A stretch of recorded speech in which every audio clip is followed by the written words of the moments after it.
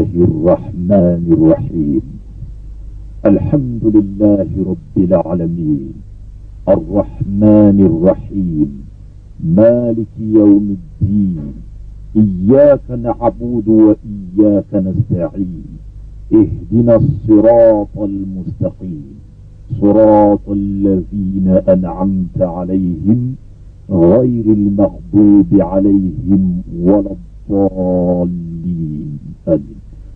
Au nom de Dieu, le tout miséricordieux, le très miséricordieux. Louange à Dieu, Seigneur de l'univers, le tout miséricordieux, le très miséricordieux, Maître du jour de la rétribution. C'est toi seul que nous adorons, et c'est toi seul dont nous implorons secours. Affermis nos pas dans les droits chemins, le chemin de ceux que tu as comblés de faveurs, non pas de ceux qui ont encouru ta colère, ni des égarés. Amen. Bismillahirrahmanirrahim. Qul huwa Allahu ahad, Allahu samad, lam yalid, wa lam yulad, wa lam yakun lahu kufuwan ahad. Au nom de Dieu, le tout miséricordieux, le très miséricordieux, dis, ô Muhammad, à ceux qui te demandent de leur décrire Dieu, Dieu est unique, l'absolu. Il n'a jamais engendré, n'a pas été engendré non plus, et rien de ce qu'il a créé n'est égal à lui et ne lui ressemble. Bismillahirrahmanirrahim. الله لا إله إلا هو الحي القيوم لا تأخذه سنة ولا نوم له ما في السماوات وما في الأرض من ذا الذي يشفع عنده إلا بإذنه يعلم ما بين أيديهم وما خلفهم ولا يحيطون بشيء من علمه إلا بما شاء وسع كرسيه السماوات والأرض ولا يؤوده حفظهما وهو العلي العظيم. Dieu, point de divinité à part lui, le vivant, celui qui subsiste par lui-même, Al-Qayyum, ni somnolence, ni sommeil ne le saisissent. À lui appartient tout ce qui est dans le ciel et sur la terre. Qui peut intercéder auprès de lui sans sa permission? Il connaît leur passé et leur futur, et de sa science, il n'embrasse que ce qu'il veut. Son trône, poursuit, déborde le ciel et la terre, dont la garde ne lui coûte aucune peine. Et il est le très haut, le très grand. Bismillahirrahmanirrahim. Huwa Allahu alladhi la ilaha illa hu, al-Malik, al-Quddus, al-Salam, al-Mu'min, al-Muhaymin, al-Aziz, الجبار المتكبر سبحان الله عما يشركون هو الله الخالق البارئ المصور له الأسماء الحسنى يسبح له ما في السماوات والأرض وهو العزيز الحكيم صدق الله العظيم. C'est lui, Allah, mille divinités autres que lui, le connaisseur de l'invisible tout comme du visible. C'est lui, le tout miséricordieux, le très miséricordieux. C'est lui, Allah, mille divinités. Nous revoici encore une fois de plus devant vous pour continuer à examiner notre sujet relatif à l'unicité de Dieu. Dieu créa l'homme et une fois l'homme s'était perdu, l'homme avait péché et l'homme était tombé. Et l'homme avait reçu au repentir de Dieu et Dieu avait promis à l'homme qu'il enverrait à l'homme, donc par là l'humanité, toutefois des messagers. Et que nous avons vu que Dieu a suscité beaucoup de prophètes dans ce monde. Et les prophètes sont venus toujours dans le cadre de l'unicité de Dieu. Tous sont venus à enseigner la croyance à un seul Dieu. Les prophètes ne se contredisent pas.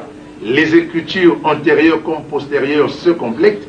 Et c'est ainsi que, par exemple, Jésus avait dit dans le cas de Moïse, je ne suis pas venu abolir la loi, mais plutôt venir l'accomplir. Et tout cela, c'est dans le cadre de l'unicité de Dieu. Ce soir, nous allons aborder un thème très très fort et je puis déjà vous avertir de vous tenir bien dans vos sièges et de préparer déjà vos écritures, c'est-à-dire vos Bibles, pourquoi pas vos Corans, comme de fait, de sorte que vous allez vérifier l'exactitude des choses qui seront dites aujourd'hui, car le sujet est très fort. Avant que je n'arrive à l'énoncé du sujet, Dieu avait déjà donné la promesse à Abraham. Dans Genèse 12, 1 à 3, Dieu avait dit à Abraham, toutes les familles seront bénies en toi. C'est-à-dire qu'il ressort clairement de cette parole que Dieu a dit à Abraham, que l'humanité sera certainement sauvée par un des prophètes qui sera de la postérité d'Abraham. Et à ce sujet, en ce qui concerne Abraham, de la postérité d'Abraham, on a eu deux fils. Le premier Ismaël et le deuxième Isaac. Alors ce qui revient à dire, le sujet de ce soir, c'est de savoir quel est le prophète issu de la postérité d'Abraham par lequel l'humanité sera-t-il sauvée? Sera-t-elle sauvée? Alors, maintenant, de ces deux postérités, par Ismaël, nous avons le prophète Mohammed. Par la postérité d'Isaac, nous avons Jésus-Christ.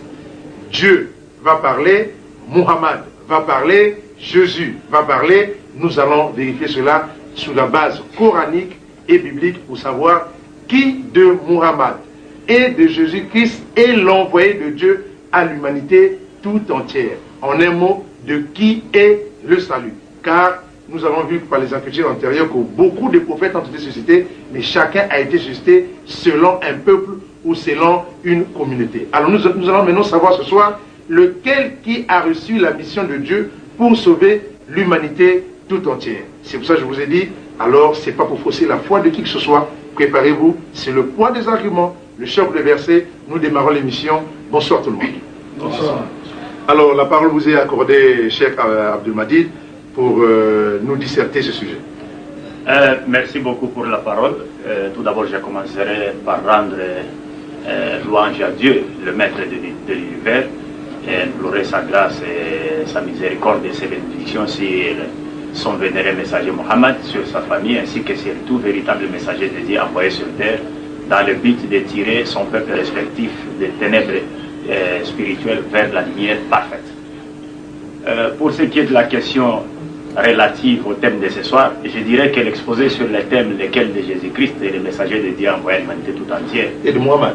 Lesquels de Jésus-Christ plutôt, oui bien sûr, lesquels de Jésus-Christ ou de Mohammed et les messagers de Dieu envoyés à l'humanité tout entière.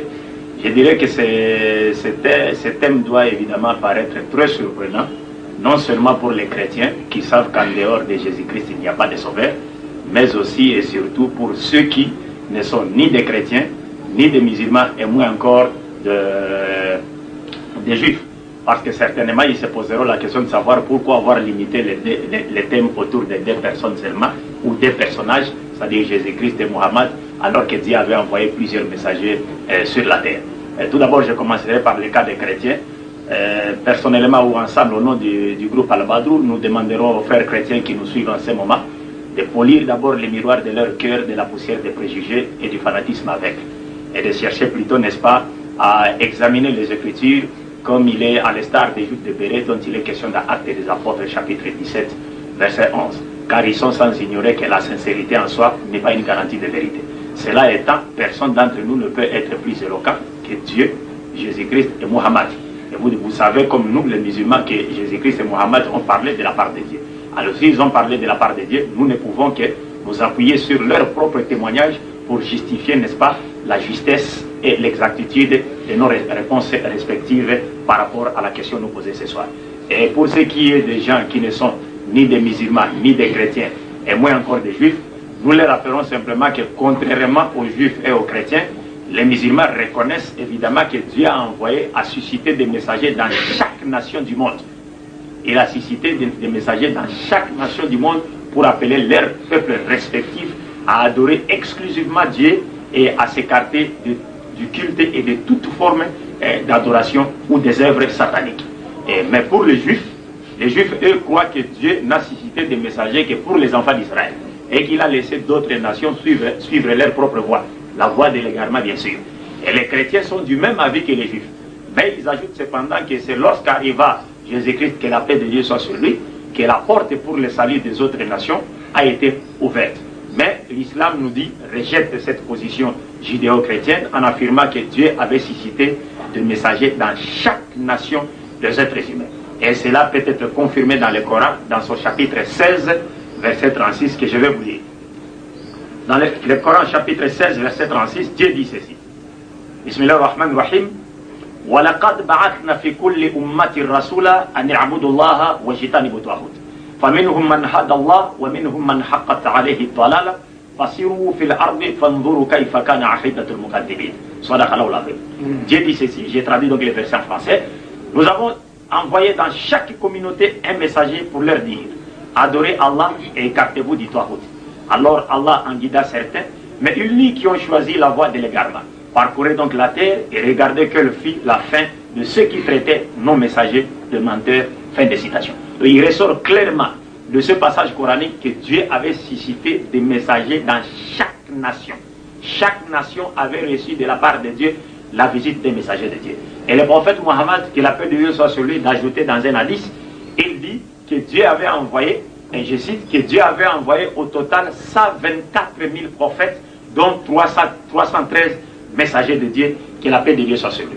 Mais le Coran reconnaît quand même, et il va plus loin, jusqu'à dire que, bien que Dieu avait envoyé des messagers, il avait suscité des messagers partout dans le monde, mais ce qui est vrai, si certaines personnes aujourd'hui constatent que dans certaines nations, que nous musulmans disons qu'avant même l'avènement de Mohammed, avaient reçu la visite des messagers de Dieu, mais il n'y a aucun signe qui montre qu'ils avaient reçu la visite des messagers de Dieu, simplement parce que peut-être ils vivent dans l'idolâtrie ou le polythéisme.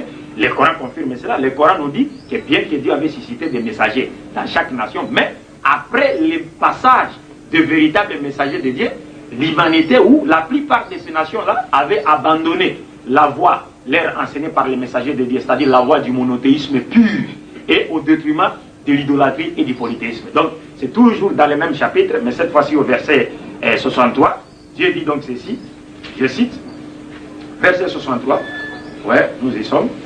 Bismillahirrahmanirrahim. Tallahi laqad arsalna ila umamin min qablik fazayyana lahum ash-shaytanu a'malahum fahuwa waliyuhum al-yawm wa lahum 'adhabun alim. Sadaqallahu al-azim. J'ai traduit le verset. Par Allah, nous avons effectivement envoyé des messagers à des communautés avant toi, ô Muhammad. Mais les diables leur enjoliva ce qu'ils faisaient. C'est lui qui est leur allié aujourd'hui dans ce monde, et ils auront un châtiment douloureux dans l'au-delà. Fin de citation. Donc il ressort clairement de ce passage que bien que Dieu avait envoyé des messagers, ou avait suscité des messagers dans chaque communauté des êtres humains, mais cependant après le passage des véritables messagers de Dieu, certaines nations sont retombées ou bien ont chuté dans l'idolâtrie et dans le polythéisme en abandonnant la foi pure qui tournait autour du monothéisme et qui leur avait été enseignée par leurs peuples respectifs, et plutôt par leurs messagers ou prophètes respectifs. Et cette vérité qui est énoncée aujourd'hui dans le Saint-Coran est également affirmée par la science archéologique. C'est-à-dire la science archéologique affirme aujourd'hui que, évidemment, Dieu avait envoyé des messagers partout dans le monde. Dans chaque nation avait reçu de Dieu la visite d'un messager de Dieu. Puisque dans les recherches archéologiques, on a constaté à partir des fossiles que partout où on menait des recherches archéologiques, il y avait au moins un signe relatif à la spiritualité. C'est-à-dire, on a remarqué que tous les peuples avaient une croyance en un Dieu unique. Ce qui implique à dire que toutes les nations ont reçu de Dieu, de la part de Dieu, des messagers, n'est-ce pas, qui leur avaient exhorté à adorer Dieu sans l'associer avec qui ou quoi que ce soit. Et cela est confirmé dans la science archéologique, dont nous trouvons les rapports, n'est-ce pas, dans ces livres écrits par un chrétien. C'est un chrétien protestant. Les livres Henri Halley et les livres s'intitulent Manuel biblique de Halley. Vous voulez arriver effectivement, c'est que là vous venez de faire un briefing, n'est-ce pas, sur la croyance à un seul Dieu et ce qui concerne les prophètes. Alors, maintenant, nous savons que beaucoup de prophètes ont été suscités dans le monde. La question de ce soir est de savoir lequel de ces prophètes, encore mieux, disons de la postérité d'Abraham est l'envoyé de Dieu à l'humanité tout entière. Alors je demanderais quand même qu'on essaye de vérifier coraniquement et bibliquement si en dehors d'eux, par exemple, on a connu les prophètes comme les Noé, on a connu les Israël, on a connu Moïse, ainsi de suite. Essayons de voir un peu sur les écritures coraniques et bibliques si ceux-là n'ont été envoyés qu'à leur peuple respectif ou peut-être pas à l'humanité tout entière? Bien sûr que oui, là nous allons demander à nos éminents chers Alphan et chers Amri, de nous proposer quelques versets coraniques relatifs à cette question-là. Merci. Et ça, quatrième sourate, c'est 4e chapitre de la même sourate. وقال موسى يا فرعون إني رسول من رب العالمين. Dans 104e verset du même chapitre, donc toujours le chapitre 7, le Coran dit ceci: et Moïse dit: ô Pharaon, je suis un messager de la part du Seigneur de l'univers. Donc ici il est question de Moïse, il est cité dans le Saint-Coran comme étant un messager de Dieu en face de qui? Des enfants d'Israël, et envoyé vers qui? Aux enfants d'Israël. Donc bref, comme vous venez de le remarquer, là je pourrais peut-être, n'est-ce pas, demander à Mwalib Abdallah Bankita s'il a quelques versets bibliques qui pourraient aussi, dans le sens, n'est-ce pas, de nous donner un échantillon plutôt de messagers de Dieu. Vous êtes allé très vite en besogne, en fait, c'est ce que je voulais dire. Je remarque tout ce que vous venez de donner sans coranique. Mais puisque nous sommes effectivement dans la vérification des Écritures, on aimerait voir aussi, n'est-ce pas, du côté de la Bible, la véracité de ce que nous disons, l'envoi des messagers de Dieu envers chaque peuple. Merci beaucoup. Bismillahirrahmanirrahim. Dans la Bible, dans Exode chapitre 3, versets 10 à 15, la Bible dit, nous citons, et Dieu dit à Moïse, tu parleras ainsi aux enfants d'Israël, l'Éternel, le Dieu de vos pères, le Dieu d'Abraham, le Dieu d'Isaac et le Dieu de Jacob, m'a envoyé vers vous. Voilà mon nom pour l'éternité.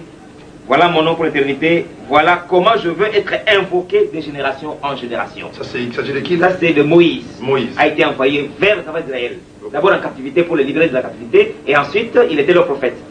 Pour terminer avec cet échantillon des messagers de Dieu, le Coran nous dit ceci. Dans ce chapitre 3, à partir du verset 84 à 85, Dieu dit ceci: Bismillah ar-Rahman ar-Rahim.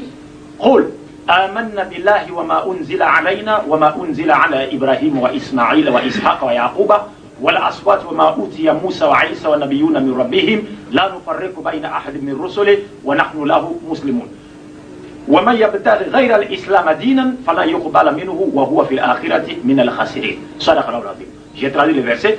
Dit au Muhammad, nous croyons, c'est-à-dire ici Dieu demande à Muhammad de dire aux hommes en général, nous croyons en Allah, à ce qu'on a fait descendre sur nous, à ce qu'on a fait descendre sur Abraham, Ismaël, Isaac, Jacob et les tribus, et à ce qui a été apporté à Moïse, à Jésus et aux prophètes de la part de leur Seigneur. Nous ne faisons aucune différence entre eux, et c'est à lui que nous sommes soumis. Et quiconque désire une religion autre que l'islam ne sera point agréé, et il sera dans l'au-delà parmi les perdants. Fin de citation. Dans la première partie de ces deux passages, c'est-à-dire dans le verset 84, Dieu nous demande à nous les musulmans, il nous demande par son messager Mohammed de croire à l'ensemble des messagers de Dieu. Ici, nous vous avons dit au départ que Dieu a suscité des messagers dans chaque nation. Il a suscité des messagers. Que nous les connaissions ou pas. Je réagis là rapidement. C'est important, vous allez continuer dans la lignée. C'est quelque chose de fondamental de ce que vous venez de dire. Vous savez, de ce qui est dit parfois des musulmans, et les musulmans, on pense que les musulmans ne croient pas aux autres prophètes. Non, les musulmans, on pense que les musulmans ne croient pas. Je dis bien, on pense que les musulmans ne croient pas d'autres prophètes, que le musulman, la croyance s'arrête à Mohammed et à Allah, Dieu, un point, un trait.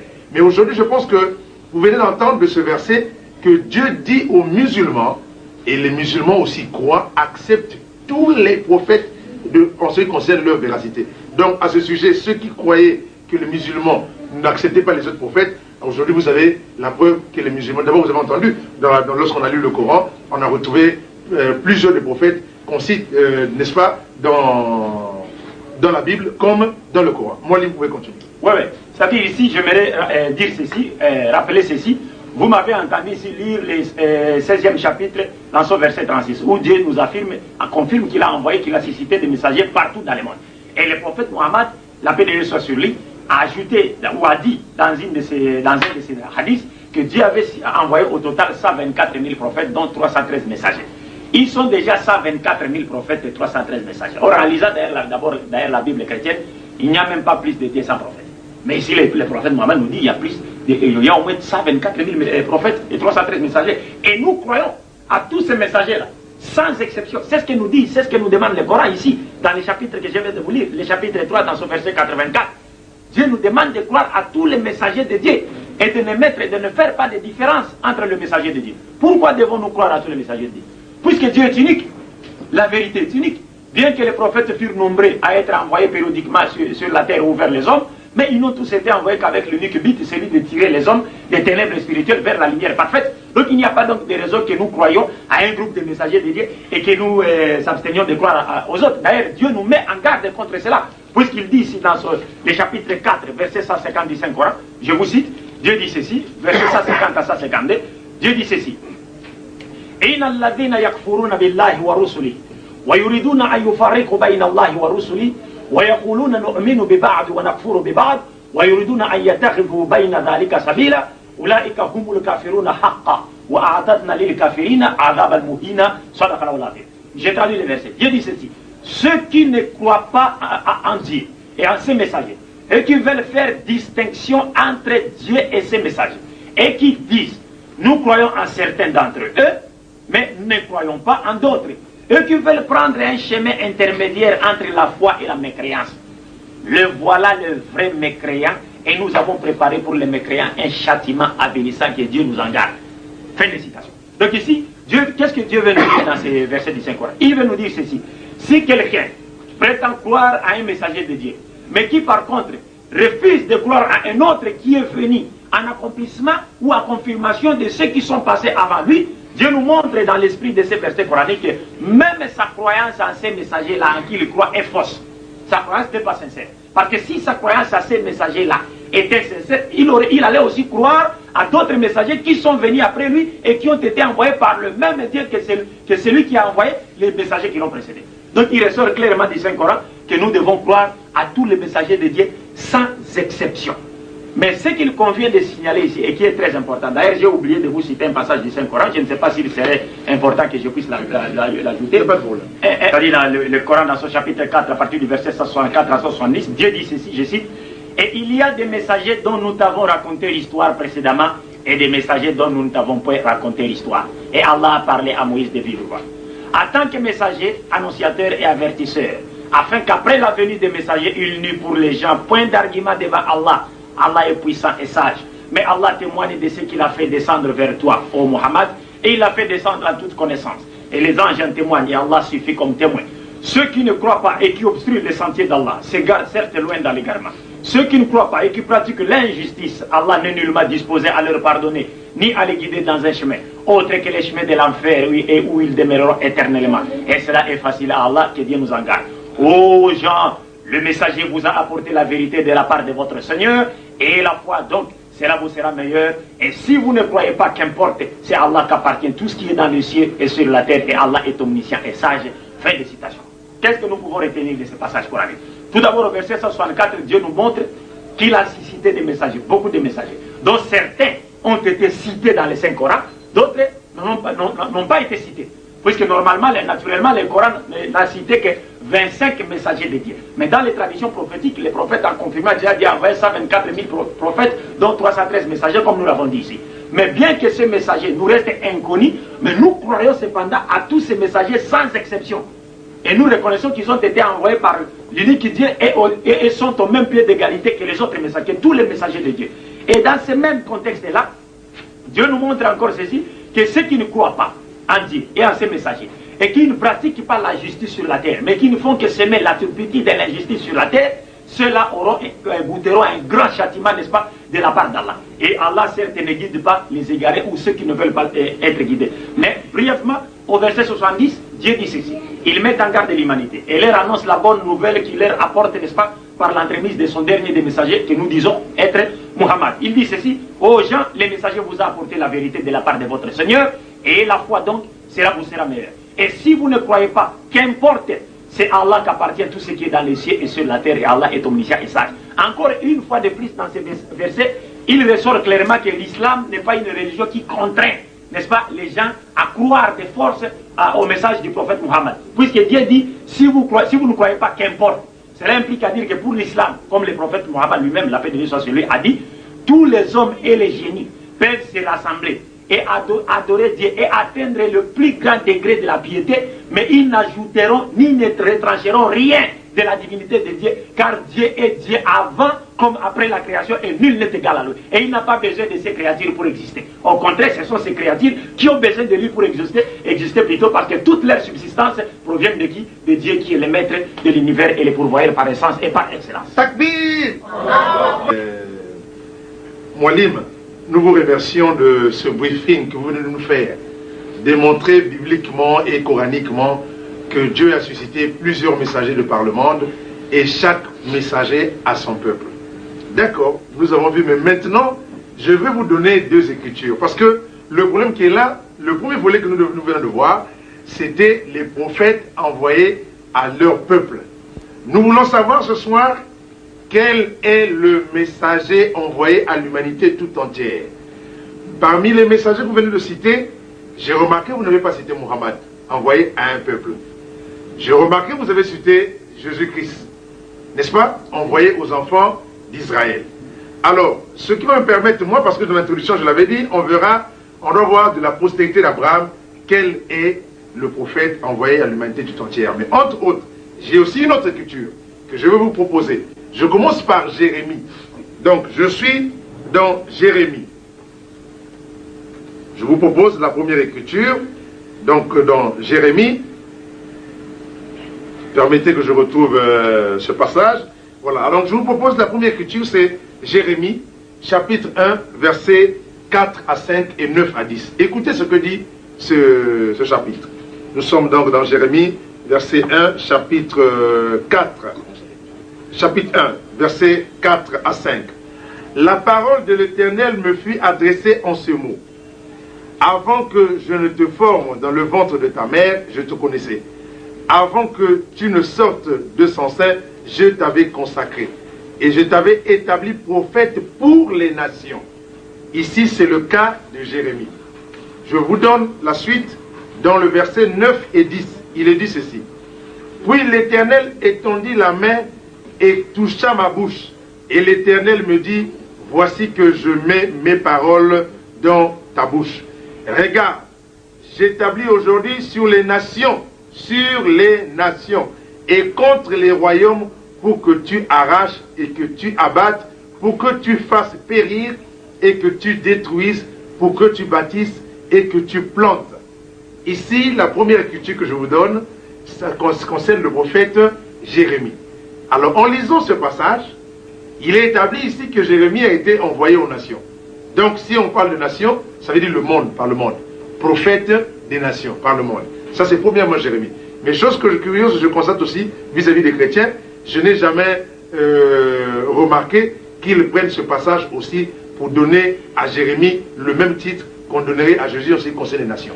Pour ce faire, toujours sur la base de l'écriture, je vous donne le passage de Jésus-Christ. Que dit Jésus? Je suis dans Matthieu. Matthieu chapitre 28, verset 19. Il est dit ceci. Ça, c'est Jésus qui incite ses prophètes d'aller par le monde faire des apôtres, d'aller par le monde et faire des disciples des nations. Voilà ce qu'il dit le verset. Nous sommes au verset 19. Allez, faites de toutes les nations des disciples, baptisez-les au nom du Père et du Fils et du Saint-Esprit. Alors ici, c'est un ordre que Jésus-Christ aurait donné ou a donné, n'est-ce pas, à ses apôtres pour qu'ils se fassent le monde, les nations, les disciples. Alors là, au vu de ces passages, on dira que Jérémie et, n'est-ce pas, Jésus-Christ ont été envoyés aussi à l'humanité tout entière. Alors, donc, pour rompre avec la première logique que nous avons vue tout à l'heure, les prophètes suscités aux nations, maintenant là, je vous donne deux exemples des prophètes qui ont été suscités par le monde entier. Qu'est-ce que vous dites de cela? Bon, merci beaucoup, monsieur le journaliste, pour votre seconde préoccupation. Ben ici, j'aimerais rappeler une chose, c'est-à-dire que si les chrétiens et les juifs ne disent pas de Jérémie qu'il a été envoyé à l'humanité tout entière, c'est simplement parce qu'ils connaissent bien, n'est-ce pas, le sens des mots nation de par le contexte, dans le contexte du livre de Jérémie. Donc là, ça ne veut pas dire que Jérémie a été fait par Dieu.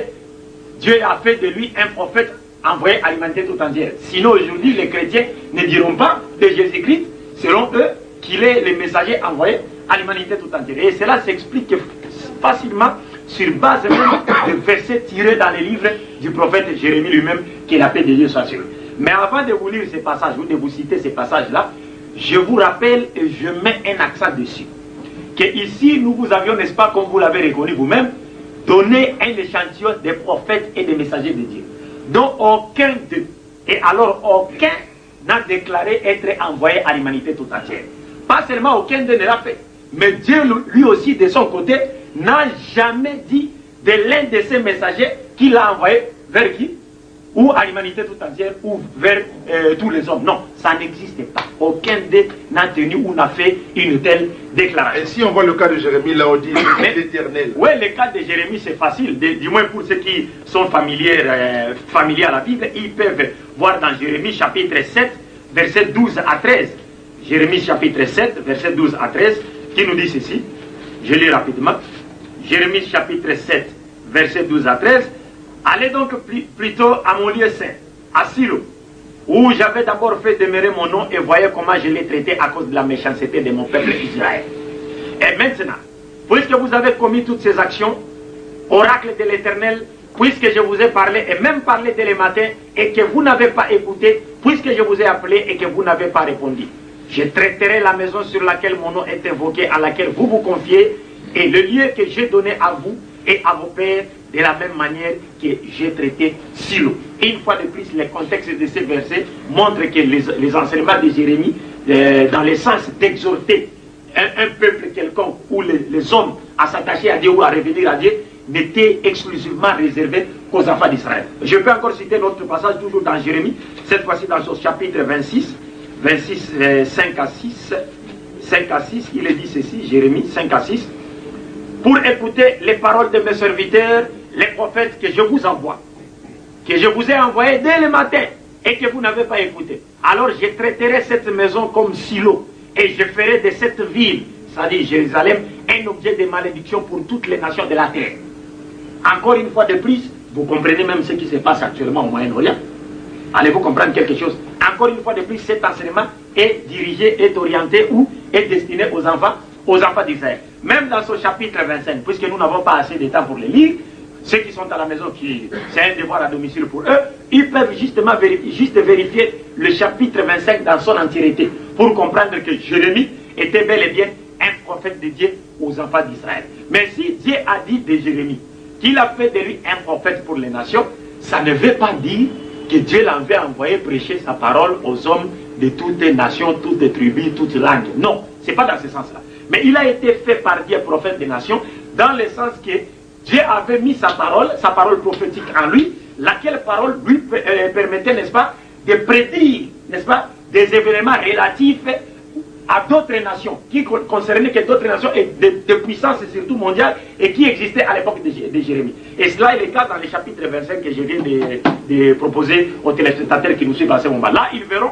dans tous les livres de Jérémie, Jérémie a prédit par exemple la chute de l'empire assyrien, d'Assur, il a prédit l'essor de l'empire néo-babylonien avec Nabuchodonosor à la tête, et aussi la chute de ce même empire babylonien. Après cela, il a prédit l'avènement plutôt et l'essor de l'empire perse, et également la chute de l'empire perse. Or, toutes ces nations-là n'avaient rien à voir avec Israël. C'est dans ce sens-là que Jérémie était appelé prophète des nations, dans le sens qu'il a dit aussi des choses qui concernaient les autres nations, bien que lui-même a été envoyé alimenter tout entier. C'est ce que nous cessons de dire lorsque nous disons, bien que Dieu a suscité des messagers dans chaque nation, et que ces messagers n'ont été envoyés qu'à leur peuple respectif, mais cela ne veut pas dire que leurs enseignements ne peuvent pas nous être bénéfiques.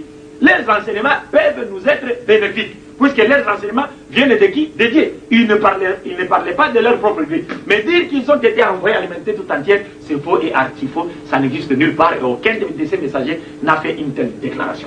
Maintenant, pour ce qui est de la question du verset que vous avez donné et qui est relatif à la mission de Jésus-Christ, j'aimerais encore rappeler une fois de plus que ce verset même ne dit pas de Jésus qu'il a été envoyé alimenter tout entière, puisqu'il il est question d'un ordre que Jésus donne à ses apôtres.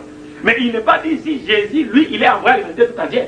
Mais il est plutôt question d'un ordre que lui donne à qui? À ses apôtres. Mais il fallait chercher une parole où Jésus lui-même déclare ouvertement que Dieu était envoyé alimenter tout entière. Mais ce verset, une parole de Dieu. Oui, une parole de Dieu qui affirme, où Dieu dit qu'il a envoyé Jésus alimenter tout entière. Mais ce verset aussi ne nous montre pas que Jésus a envoyé ses apôtres aller prêcher les gens des autres nations. Nous y reviendrons pour donner la vraie signification de ces versets. Est-ce là à la lumière des versets bibliques et de ce que les apôtres ont fait, ont accompli comme mission qui leur avait été, n'est-ce pas, donnée par qui? Par Jésus. Et laquelle mission est l'explication même de ces versets-là. Et là, je vais demander, avant de demander à Cheikh Amri de nous lire un verset coranique, je rappelle ici, c'était le verset d'ailleurs que j'allais lui demander, qui est relatif à la grâce. Parce que dire de Jésus que Dieu l'avait envoyé alimenter tout entier, c'est ignorer complètement, n'est-ce pas, la raison même de la venue de Jésus. Les gens doivent se rappeler que Dieu avait conclu deux alliances avec la maison d'Israël. Il a conclu une première alliance avec les enfants d'Israël, laquelle alliance Moïse était le garant. Et c'est la Torah qui garantissait, la Torah dont Moïse fit porteur et transmetteur, qui était l'objet garantissant cette alliance, et Moïse lui-même. La seconde alliance que Dieu a accomplie avec les enfants d'Israël et que Jésus-Christ est venu garantir, c'est bien, et plutôt j'allais dire qu'il y a une autre seconde alliance que Dieu a accomplie avec les enfants d'Israël et que Jésus-Christ était venu garantir cette alliance-là. Et ce n'est nullement une alliance relative, une alliance avec les autres, le peuple des autres nations ou tribus ou langues. Non, non. C'est seulement avec les enfants d'Israël. Donc je vais commencer d'abord par vous. Donc l'alliance, la deuxième alliance que Dieu avait faite, c'était exclusivement aux enfants d'Israël. Aux enfants d'Israël. La première avec les enfants d'Israël, la seconde même avec les enfants d'Israël, pas avec les gens des autres nations. Donc ici, je vais donner d'abord un verset du Saint-Coran. On va demander à Cheikh Amri de nous lire un verset du Saint-Coran qui nous montre clairement que Dieu avait conclu des alliances avec la maison d'Israël, pas avec les gens des autres nations. Bismillahirrahmanirrahim. Et la charité bien ordonnée commençant par soi-même, je vais ici, n'est-ce pas, vous proposer d'abord un verset du Saint-Coran, relatif, ou quelques versets du Saint-Coran relatifs au statut de Jésus-Christ et en même temps, qui nous montrent en même temps, qui nous définissent en même temps le champ, n'est-ce pas, apostolique ou prophétique de Jésus-Christ ou de sa mission. Ici, je demande à Cheikh Amri de nous proposer un verset du Saint-Coran. Bismillahirrahmanirrahim. Wa rasulan ila bani Israël anni qad ji'tukum bi ayatin min rabbikum أني أخلق لكم من الطين كهيئة الطير فأنفخ فيه فيكون طيرا بإذن الله وأبرئ الأكمه والأبرص وأحيي الموتى بإذن الله وأنبئكم بما تأكلون وما تدخرون في بيوتكم إن في ذلك لآية لكم إن كنتم مؤمنين ومصدقا لما بين يدي من التوراة ولأحل لكم بعض الذي حرم عليكم وجئتكم بآية من ربكم فاتقوا الله وأطيعون صدق الله العظيم. صدق الله العظيم. Dans le verset que vient de nous lire chez Amri, c'est-à-dire le Coran, dans son chapitre 3, verset 49 à 50, Dieu dit ceci, mais j'aurais souhaité, au lieu de commencer à partir du verset 49 à 50, moi je vais commencer à partir du verset 42, n'est-ce pas, pour que vous compreniez facilement le contexte, de quoi il s'agit. Dieu dit ceci, rappelle-toi quand les anges disent, ô Marie, certes Allah t'a élu et purifié. Il t'a élu au-dessus des femmes et des mondes. C'est-à-dire, selon le Coran, Marie est au-dessus même des épouses de Muhammad, que la paix de Dieu soit sur elle. Ceci pour montrer encore une fois de plus que si Muhammad était un livre écrit, le Coran plutôt était un livre écrit par le prophète Muhammad lui-même, il aurait peut-être dû se changer ce verset en mettant le nom de sa propre femme ici. Mais il l'a laissé tel que Dieu lui avait révélé. Donc Dieu dit ceci, il s'agit ici il est question de la visite de l'archange Gabriel, n'est-ce pas, à Marie lorsqu'il était venu lui annoncer la bonne nouvelle de la naissance de Jésus.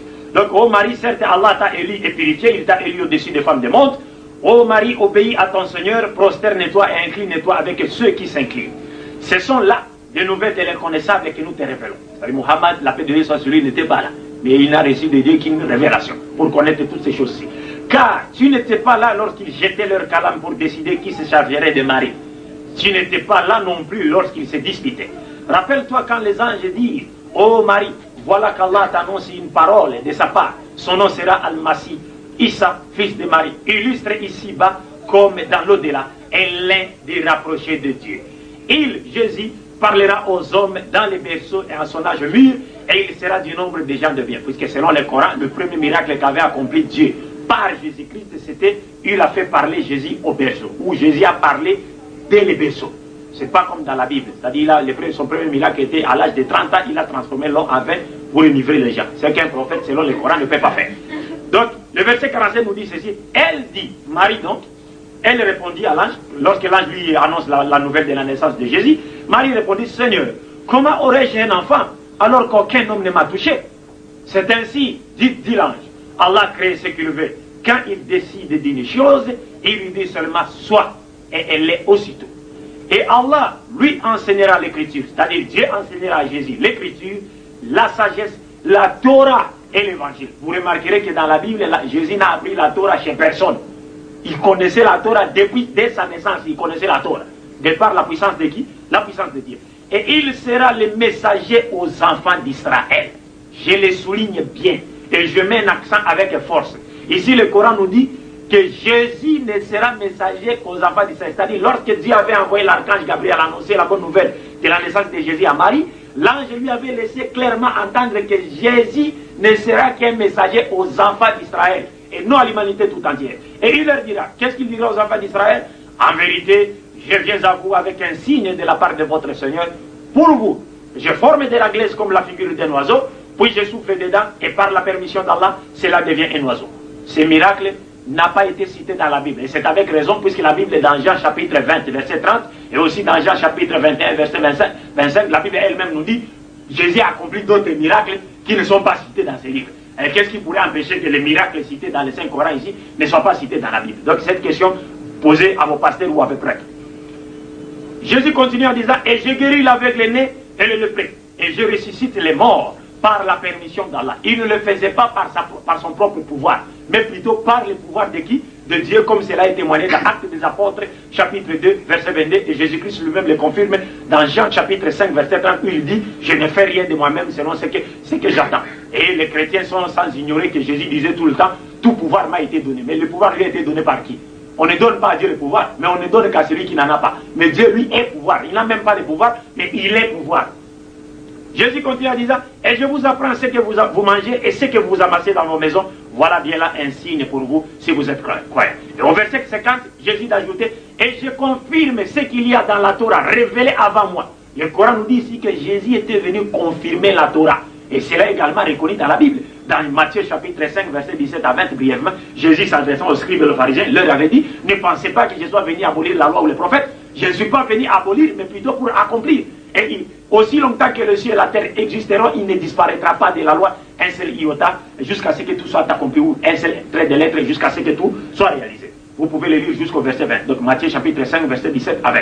Donc Jésus continue en disant, et je confirme ce qu'il y a dans la Torah révélé avant moi, et je vous rends licite une partie de ce qui vous était interdit, et j'ai certes apporté un signe de votre Seigneur. Craignez Dieu donc et obéissez-moi. Fin de citation. Bref, qu'est-ce que nous pouvons retenir de ces passages? Et c'est là relatif au thème que nous sommes en train, ou à l'esprit du thème que nous sommes en train de traiter ce soir, c'est que Jésus-Christ n'a été envoyé qu'aux enfants d'Israël ou aux brebis perdus de la maison d'Israël. Un point, un trait. Ça, c'est la révélation que Dieu a donnée à l'ange qui est venu annoncer cette parole à Marie. Oui, et là, nous pouvons continuer encore, là où Dieu lui-même parle encore. On y va. Cher amour, peut nous avancer d'autres versets. Bismillahirrahmanirrahim. In huwa illa abdun an'amna alayhi wa ja'alnahu mathalan li bani Israël. Sadaqallahu al-azim. Coran chapitre 43 verset 59.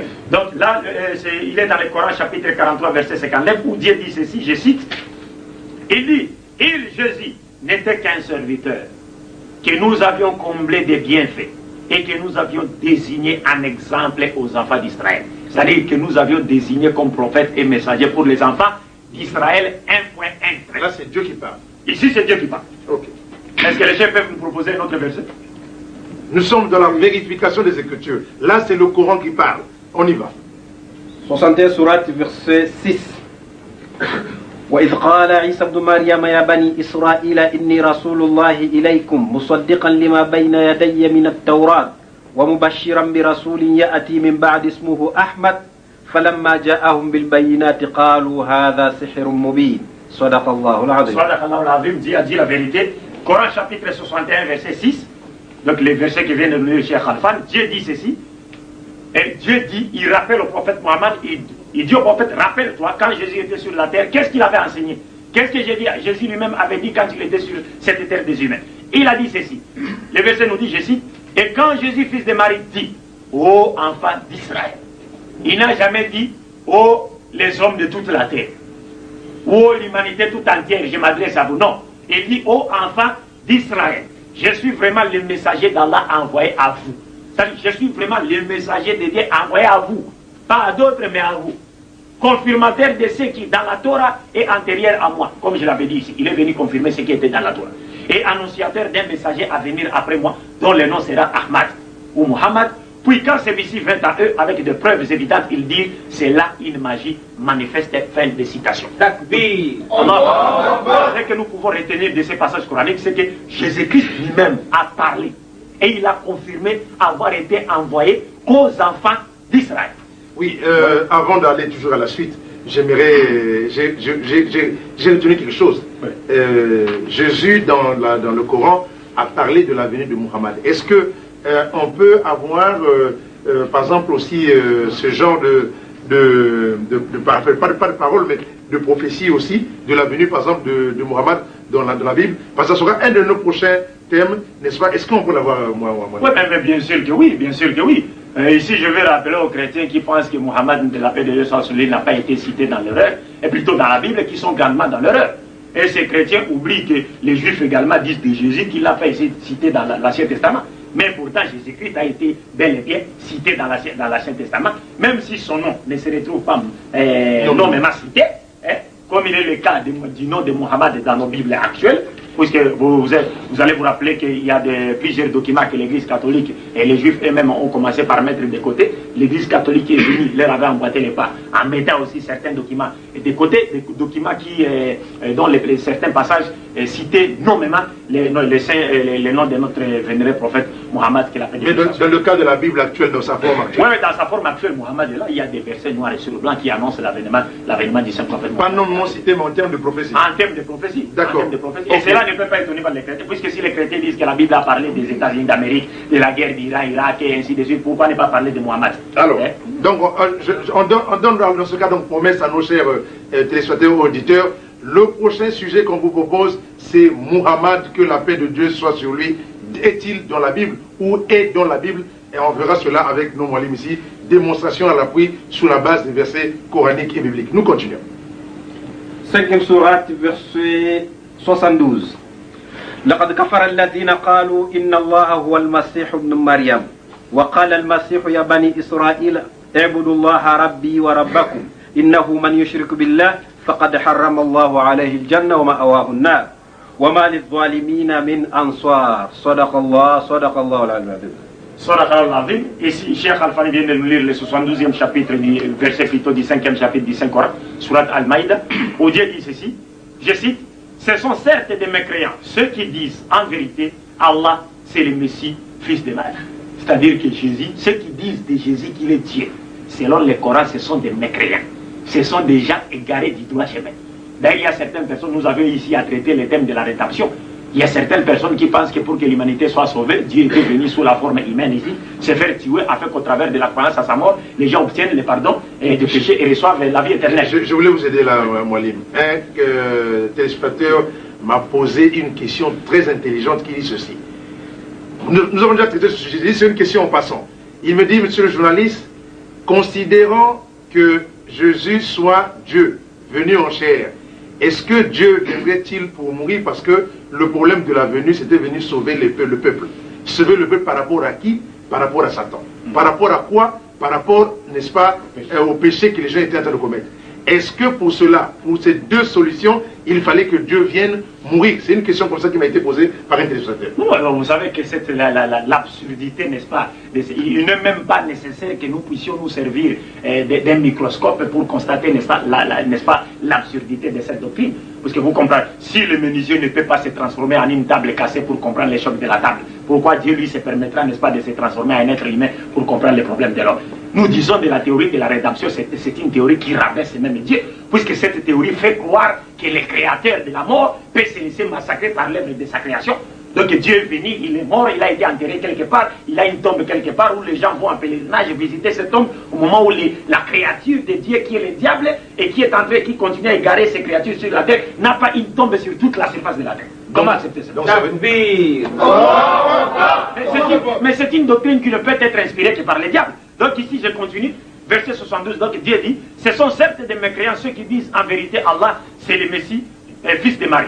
Alors que le Messie Jésus a dit, ô enfants d'Israël, adorez Allah, mon Seigneur et votre Seigneur. Donc le Coran nous montre clairement que Jésus-Christ avait exhorté son peuple à adorer. Les enfants d'Israël, il ne dit pas, oh les êtres humains de toute la terre. Non, non, non. Oh les hommes de toute la terre. Ça me rappelle un verset dans la Bible. Adorer Allah, Dieu, mon Seigneur et votre Seigneur. Oui, également, si vous trouvez, vous lisez par exemple dans Marc chapitre 12, verset 29, 28 à 34, mais je prends juste les versets 29. On nous dit qu'un scribe a posé à Jésus-Christ la question de savoir quel était les premiers de tous les commandements.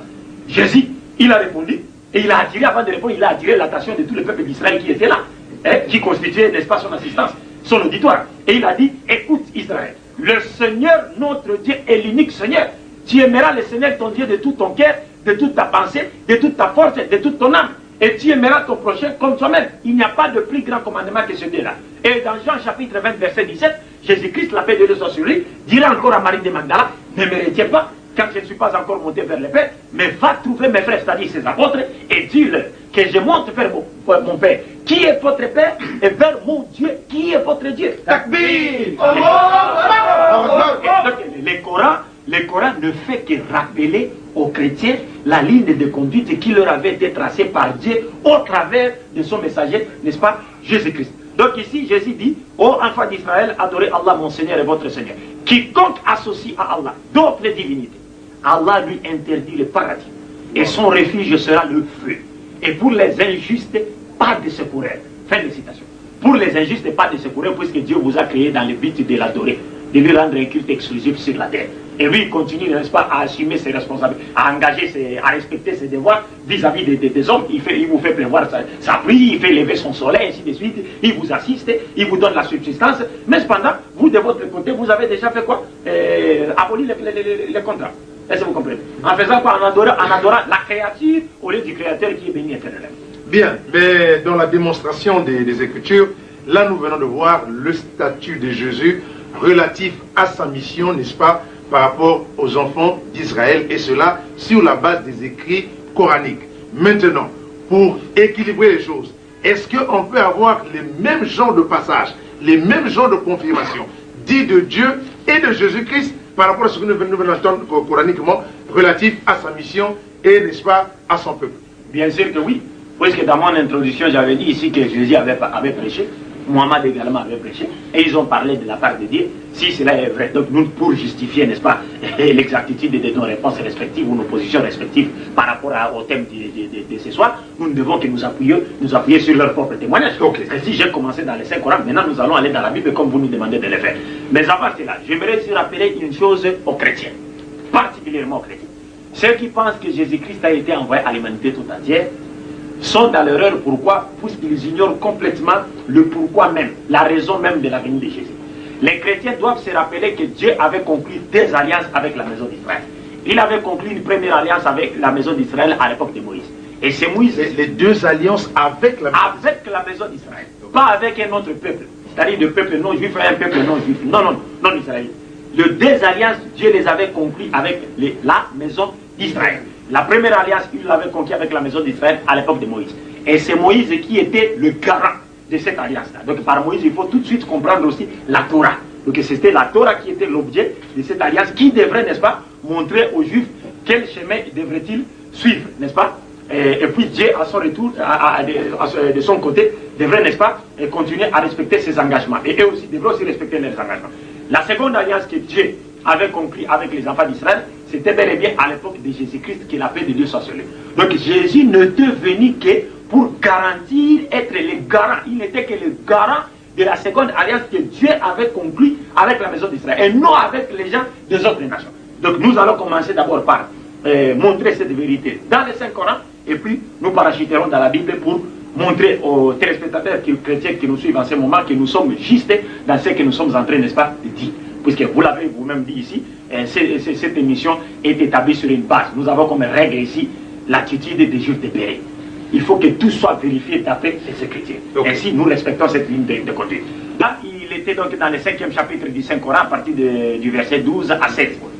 Dieu dit ceci. Et Allah, certes, c'est-à-dire Dieu, certes a pris l'engagement des enfants d'Israël. Nous nommons 12 chefs d'entre eux. Et Allah dit, je suis avec vous pourvu que vous accomplissiez la salat, la prière, acquittiez la zakat, donniez, payez l'aumône ou la dîme. Croyez à mes messagers, les aidiez et fassiez plutôt à Allah un bon prêt. alors certes, j'effacerai vos méfaits et vous ferez entrer au jardin sous lesquels coulent les ruisseaux, et quiconque parmi vous après cela me croit s'égare certes du droit chemin.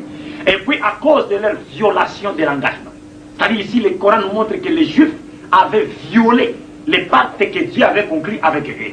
À cause de leur violation de l'engagement, nous les avons maudits et endurci leur cœur. Ils détournent les paroles de leur sens et oublient une partie de ce qui leur a été rappelé. Tu ne cesseras de découvrir leur trahison, sauf d'un petit nombre d'entre eux. Mais Dieu ne nie cependant pas qu'il y a une petite minorité de parmi les Juifs qui continuent à faire quoi? Comment dirais-je, à respecter, n'est-ce pas, leur engagement en adorant Dieu sans l'associer avec qui croient, c'est ça, et en respectant les lois divines. Pardonne-leur donc et oublie leurs fautes, car Allah aime certes le bienfaisant. Et de ceux qui se disent, nous sommes chrétiens, ici, il faudrait rappeler ici que dans les textes originaux du Saint-Coran, ce n'est pas le mot chrétien qui est utilisé, mais c'est plutôt le mot naswar, qui en hébreu et en arabe vient d'un terme qui veut dire secourir.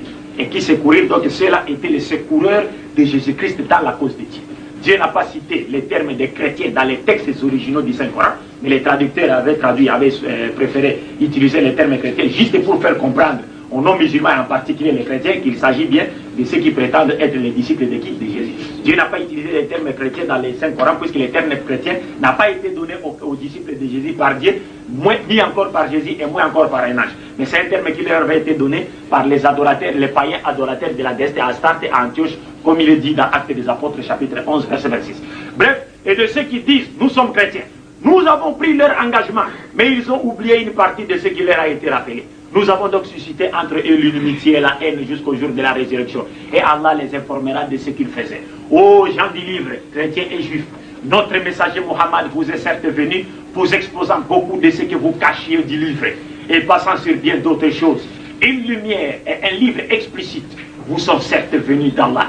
Par ceci, le Coran, Allah guide au chemin du salut ceux qui cherchent son agrément. Et il les fait sortir des ténèbres à la lumière par sa grâce. Et il les guide vers un chemin droit. Fin de citation.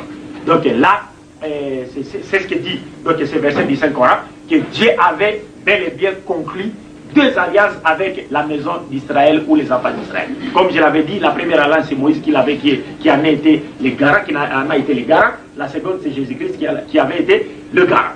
Donc là maintenant, pour confirmer cela, nous allons tout de suite rentrer dans la Bible, dans Ésaïe chapitre 24.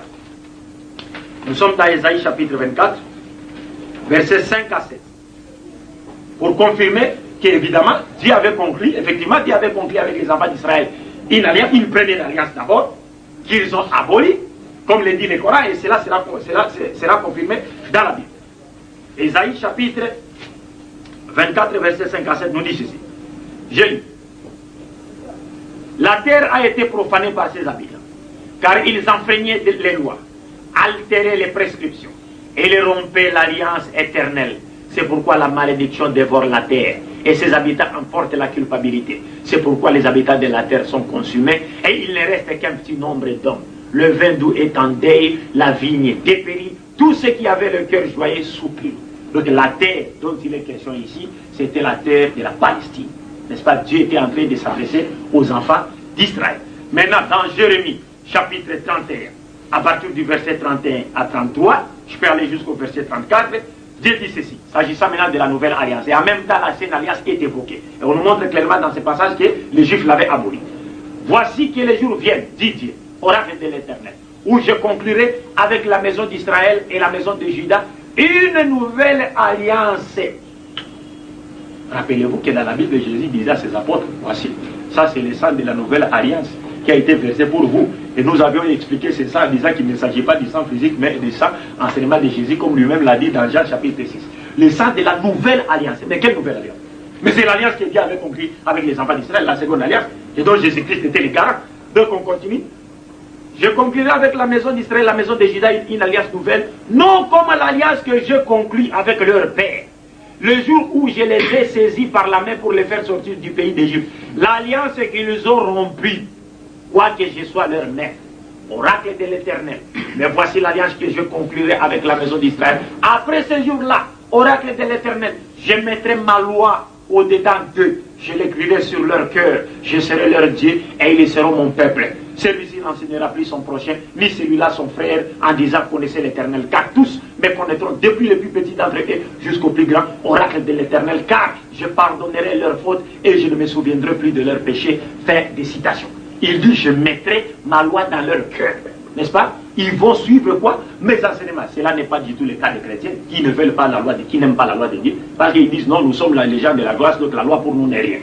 Mais ici, il s'agit de l'alliance conclue avec les gens, les enfants d'Israël, et les enfants d'Israël sont un peuple, n'est-ce pas, qui avait reçu de Dieu une loi, la loi de la Torah. Et c'est cette même loi que Jésus est venu faire quoi? Revivifier, dans le sens d'expliquer certaines choses que les Juifs ne comprennent pas. Bien, alors là, vous avez donc fait l'introduction pour montrer le caractère, n'est-ce pas, de la mission de Jésus. C'était en accomplissement de cette nouvelle alliance. Nous étions sur le point de vérifier, n'est-ce pas, le statut de Jésus, dit de Dieu et confirmé de Jésus par lui-même, mais non du côté de la Bible. Allons-y, mon livre. Ben, du côté de la Bible, c'est facile, puisque comme on l'avait démontré ici, à partir du Coran, qu'au commencement, d'abord, Dieu avait envoyé un ange pour aller dire à Marie que tu affâteras un fils, Dieu en fera un messager aux enfants d'Israël. Nous allons aussi commencer dans la Bible, voir ce que l'ange avait dit.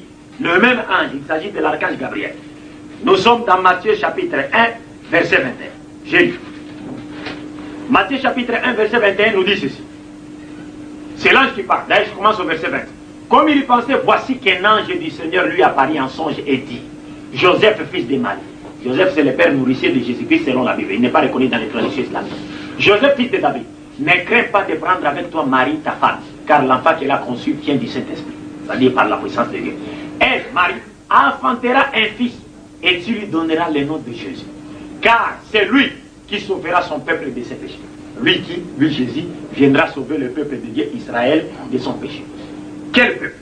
Matthieu chapitre 2, verset 6. Nous révèle maintenant le peuple. Dit ceci. Et toi, Bethléem, terre de Juda, tu n'es certes pas la moindre parmi les principales villes de Juda, car de toi sortira un prince qui fera paître Israël, mon peuple. Le prince, c'est Jésus. Le prince, c'est Jésus. Le chef, c'est Jésus. Qui fera paître Israël, son peuple. Paître ne veut pas dire se donner en sacrifice. Hein? Mourir. Non, non. Paître, c'est-à-dire comme un berger nourrit les brebis, il doit les nourrir. Les donc là, on retrouve le même verset comme on l'a retrouvé dans le Coran, oui, à partir du message de l'ange à Marie, Jésus-Christ envoyé aux enfants d'Israël. Okay. Maintenant, c'est Jésus qui veut parler. Confirmation de Jésus. Confirmation. Il veut nous départager vraiment sur cette question-là. D'accord. Hein? Il dit ceci, dans Matthieu chapitre 15, verset 24. Il dit, il répondit, c'est Jésus qui parle, je n'ai été envoyé qu'aux brebis perdues de la maison d'Israël. Ah, c'est Jésus qui parle. Donc c'est là qu'il confirme qu'il n'a été envoyé qu'aux brebis perdues. Il n'a été sur la terre que pour les brebis perdues de la maison d'Israël. Et non pour un autre peuple. D'ailleurs, il fallait lire tout le contexte pour mieux comprendre ce que Jésus voulait dire. Allons-y. On peut commencer au verset 21 jusqu'au verset 22, parce que nous n'avons lu que le verset 24. Je commence au verset 21. Jésus, le titre d'ailleurs, c'est la femme cananéenne, c'est-à-dire une femme qui n'appartient même pas à la nation israélite. Jésus partit de là et se retira plutôt dans les territoires de Tyr et de Sidon. C'était un territoire de païens. Et une femme cananéenne qui venait de ces contrées lui cria, ayez pitié de moi, Seigneur, fils de David, ma fille est cruellement tourmentée par les démons. Il ne lui répondit pas un mot, c'est-à-dire Jésus ne lui répondit pas.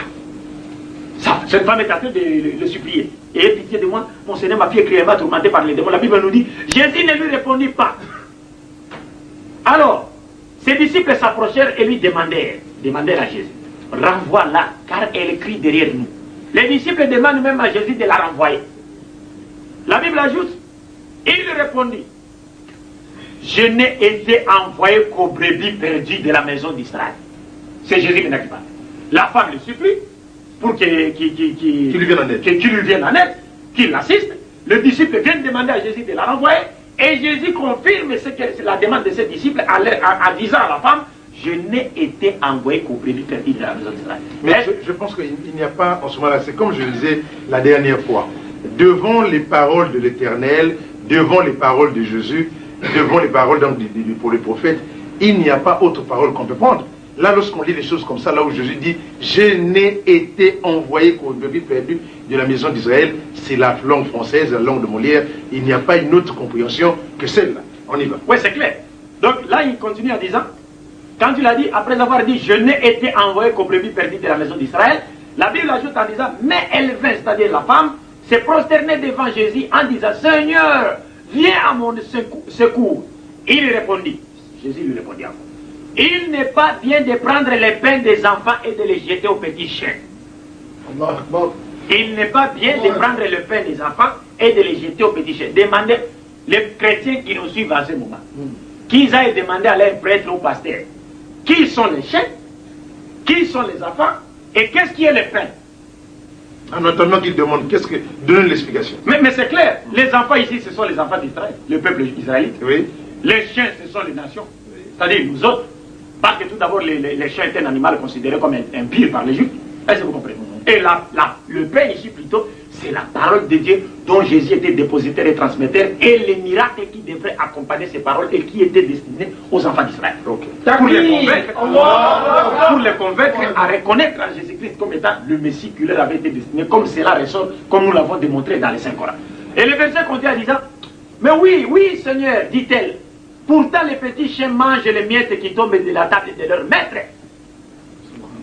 C'est la femme là qui dit à Jésus. Mais oui, c'est vrai Seigneur. Il n'est pas bon de prendre la nourriture des enfants et de les jeter aux petits chiens.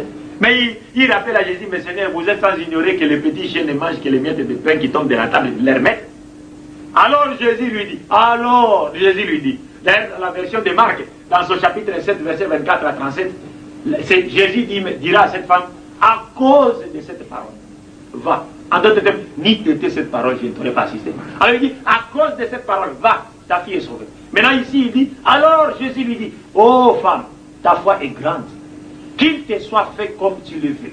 Et à l'heure même, sa fille fut guérie. Mais quand Jésus, écoutez, la dureté de la réponse de Jésus-Christ à cette femme ne peut s'expliquer que dans le sens que Jésus-Christ voyait à la femme une personne qui était étrangère à l'alliance que Dieu avait conclue avec les enfants d'Israël et que lui était venu garantir.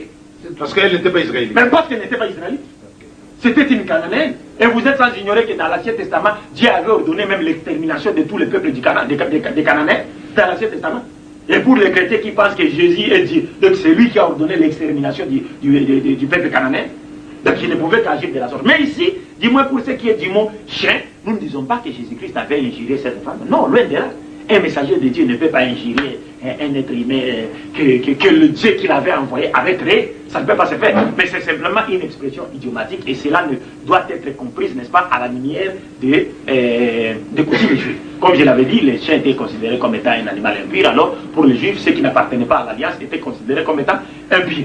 Hein, n'est-ce pas? Donc il ressort clairement de ce passage coranique que Jésus-Christ, biblique, que Jésus-Christ confirme qu'il n'a été envoyé qu'aux brebis perdues de la maison d'Israël. Ici, je rappelle, c'est avec force même. Moi, je ne sais pas si, lorsque Jésus dit « Je n'ai été envoyé qu'aux brebis perdues de la maison d'Israël », il faut comprendre « J'ai été envoyé à alimenter tout entier ». Non. Est-ce que vous comprenez? Et puis, il y a un autre point, parce que si c'était Muhammad, par exemple, qui avait dit « Je n'ai été envoyé qu'aux Arabes », on n'allait rien avancer comme argument en face des chrétiens pour dire de Muhammad qu'il a été envoyé alimenter tout à fait. Ou encore si c'est Muhammad qui avait dit il n'est pas bon de prendre la nourriture des enfants, les pains des enfants et de les jeter aux petits chiens, mais on n'allait jamais avec les chrétiens. Mais ça allait être terrible. C'est-à-dire ils allaient toujours nous dire votre Muhammad même nous a traités de chiens. Mais comme Jésus nous l'avons dit, il n'a pas ingéré. Ça c'est un messager de Dieu, il ne peut pas commettre un tel péché. Bref, mais ici, je rappelle, comme Jésus a dit, je n'ai été envoyé aux brebis perdues dans la maison d'Israël. Est-ce qu'une autre personne peut nous apporter une autre parole contredisant celle-là? Et celui qui cherchera à faire dire à Jésus-Christ une autre parole qu'il n'a pas dite, écoutez son sort, d'après Jésus-Christ lui-même. Dans Matthieu chapitre 7, je vais lui lire son sort. Matthieu chapitre 7 à partir du verset 24. Qu'est-ce que Jésus dit? Jésus dit ceci. Il dit, à partir du verset 24, donc, ainsi quiconque attend de moi ces paroles et les met en pratique sera semblable à un homme prudent qui a bâti sa maison sur les rocs. La pluie est tombée, les torrents sont venus, les vents ont soufflé et se sont portés sur cette maison. Elle n'est pas tombée car elle était fondée sur les rocs. Mais quiconque attend de moi ces paroles et ne les met pas en pratique sera semblable à un homme insensé qui a bâti sa maison sur les sables. La pluie est tombée, les torrents sont venus, les vents ont soufflé et se sont abattus sur cette maison. Elle est tombée et sa ruine a été grande. Ça, c'est le sort de toute personne qui cherche à faire dire à Jésus-Christ des choses que lui n'a pas dites. C'est généralement ce leur sort. Bien, mais ce que nous cherchons, c'était ça. Non, j'en ai encore vous ajouter un dernier passage dans Matthieu chapitre 19. Oui, mais avant que vous ajoutez, moi je trouve que c'est très fort ça, ce passage, là où Jésus confirme qu'il a été envoyé aux enfants, aux bébés perdus de la maison d'Israël. Alors continuons, mon livre. Dans Matthieu chapitre 19, versets 27 à 28, que dit Jésus? La peine est de s'assurer. Et il dit ceci. La Bible nous dit, alors Pierre prit la parole et lui dit, c'est-à-dire il dit à Jésus, voici que nous avons tout quitté et que nous t'avons suivi. Quand sera-t-il pour nous? Quelle sera notre récompense en d'autres termes? Jésus leur répondit, c'est-à-dire à tous ses apôtres. En vérité, je vous l'ai dit, quand le Fils de l'homme, au renouvellement de toutes choses, sera assis sur son trône de gloire, vous de même qui m'avez suivi, vous serez assis sur 12 trônes et vous jugerez les 12 tribus d'Israël.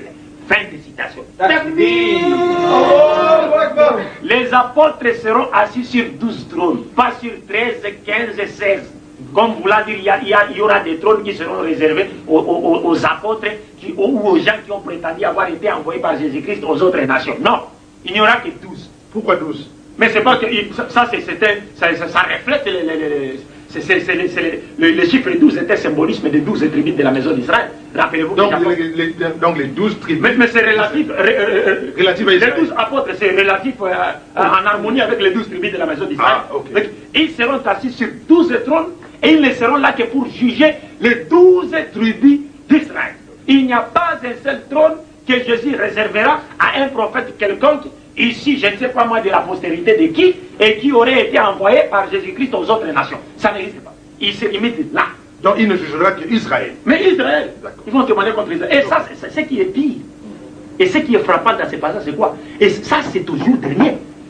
Oui. C'est même pas ici, c'est au jour dernier. Au jour de la résurrection. Au jour de la résurrection. Et là, ils ne s'en chargeront que de juger les enfants d'Israël. Ok. Bien, mais je pense que là, c'est assez poignant et très véridique. Mais en ce moment-là, quand même, que ça va quand même nous pousser quand même à donner un peu l'explication, dans ce cas, aux chers téléspectateurs, auditeurs. Alors, par rapport à Matthieu, que nous avons dit, Matthieu 28, 19, à cet ordre qui consisterait à aller faire les disciples des nations. Alors, est-ce qu'on peut disserter sur cet ordre-là et comprendre le sens que cela revêt? Oui, c'est clair.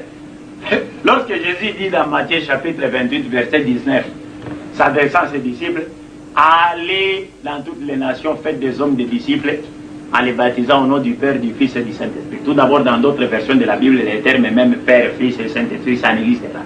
D'autres rejettent les chapitres même dans son entièreté. Est-ce que vous comprenez?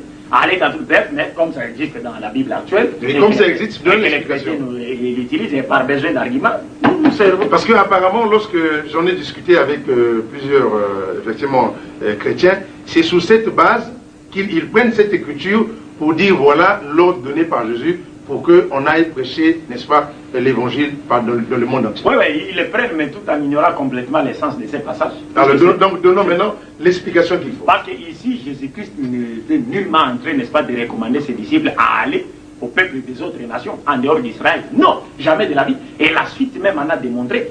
Tout d'abord, je vais ici commencer par un autre verset, toujours dans Matthieu, puisque nous sommes dans Matthieu 28, 19.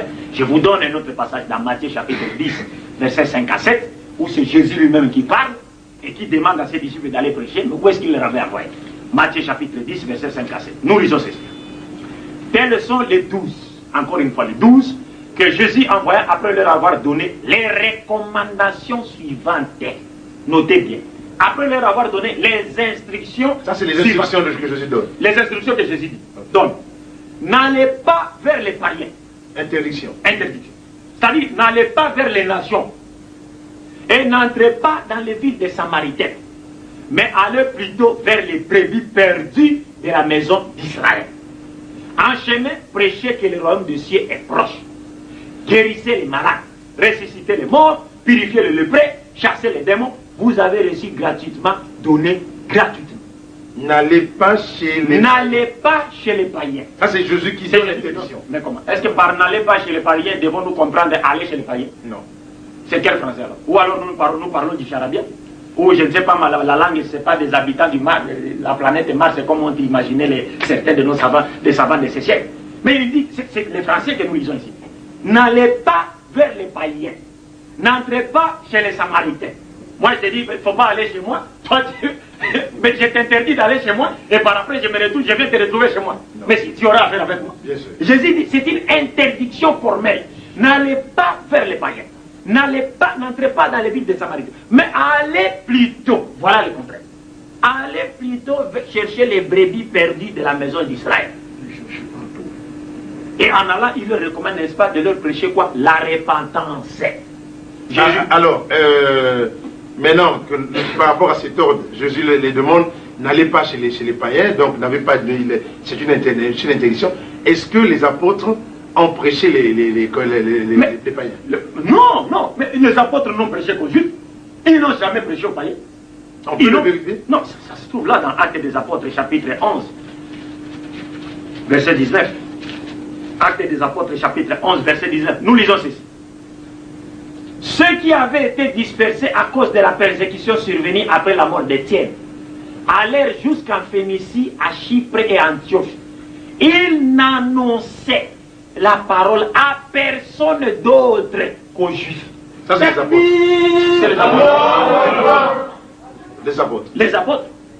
Lesquels apôtres avaient reconnu que Jésus n'a été envoyé qu'aux enfants d'Israël. Ce sont ceux-là qui ont reçu aussi l'interdiction de ne pas aller, vers les païens. Ils ne prêchaient, ils n'annonçaient la parole. On vous dit, ils n'annonçaient la parole qu'aux Juifs. Négation totale. Et ces apôtres eux-mêmes avaient reconnu que Jésus n'avait été envoyé qu'aux enfants d'Israël. Parce que comme nous l'avons démontré dans les Coran, dans la Bible, de par la bouche de Jésus-Christ lui-même et de par la bouche de Dieu qui l'avait envoyé, que Jésus-Christ n'avait été envoyé qu'aux enfants d'Israël. Et les apôtres que Jésus-Christ avait envoyés et à qui il avait interdit d'aller vers les païens, reconnaissaient eux-mêmes que Jésus n'avait été envoyé qu'aux enfants d'Israël. C'est pourquoi il le témoigne également dans Jean, plutôt Actes des Apôtres, chapitre 5, verset 30 à 31. Et c'est Paul qui parle ici, le prince des apôtres, le chef même des apôtres. Il dit ceci, dans Actes 5, 30 à 31, le Dieu de nos pères a ressuscité Jésus que vous avez tué en le pendant au bois. Dieu l'a, je commence au verset 30, Dieu l'a élevé par sa droite comme prince et sauveur pour donner à Israël la repentance et le pardon des péchés. Pour donner à Israël. Il ajoute, nous sommes témoins de ces choses, de même que le Saint-Esprit que Dieu a donné à ceux qui lui obéissent. C'est-à-dire, eux, ils sont témoins, Dieu est témoin, et le Saint-Esprit, dont certaines personnes prétendent bénéficier de l'assistance ici, est témoin que Dieu a fait de Jésus prince et sauveur pour qui? Israël. Donc quiconque dira que Jésus a été sauveur de l'humanité tout entière, tout en prétendant être assisté par le Saint-Esprit, mais il ne sera inspiré que par le diable. Puisque le véritable Saint-Esprit qui était sur les apôtres était témoin que Jésus lui était prince et sauveur pour la maison d'Israël. Nous continuons dans la série. Toujours dans Actes des Apôtres, mais cette fois-ci au chapitre 13, versets 15 à 24. Et là, c'est Paul, le père du christianisme, qui parle. On reviendra sur Paul. Paul est le père du christianisme, c'est lui qui prend la parole. Qu'est-ce qu'il dit? Là, il était en train de s'adresser aux Juifs. Il dit ceci. La Bible nous dit, après la lecture de la loi et des prophètes, le chef de la synagogue leur envoyait dire, frères, si vous avez quelques paroles d'exhortation pour le peuple, parlez. Dans la synagogue, on vient demander à Paul s'il avait quelque chose à dire. Il peut faire quoi? Se mettre debout et parler. Et Paul c'était donc debout et commença à parler. Qu'est-ce qu'il a dit? Paul se leva, fit un signe de la main et dit, vous, Israélites, et vous qui craignez Dieu, écoutez, le Dieu de ce peuple d'Israël a choisi nos pères et fait grandir ce peuple pendant son séjour au pays d'Égypte. Puis il en fit sortir par son bras puissant. Il le supporta environ 40 ans dans le désert. Et après avoir exterminé cette nation pays de Canaan, il les mit en possession de leur territoire. Ce qui dura environ 450 ans. Après cela, il leur donna des juges jusqu'au prophète Samuel. Puis ils demandèrent un roi. Et Dieu leur donna pendant 40 ans Saoul, fils de Kis, de la tribu de Benjamin. Après l'avoir écarté, il le ressuscita pour roi David, auquel il a rendu ce témoignage. J'ai trouvé David, fils d'Isaïe, homme selon mon cœur, qui accomplira toutes mes volontés. C'est de sa descendance que Dieu, c'est-à-dire de la descendance de David et selon Paul, que Dieu, selon sa promesse, a fait naître Jésus comme sauveur pour Israël. Comme sauveur pour Israël. Avant sa venue, c'est-à-dire la venue de Jésus, Jean avait prêché le baptême de repentance à tout le peuple d'Israël.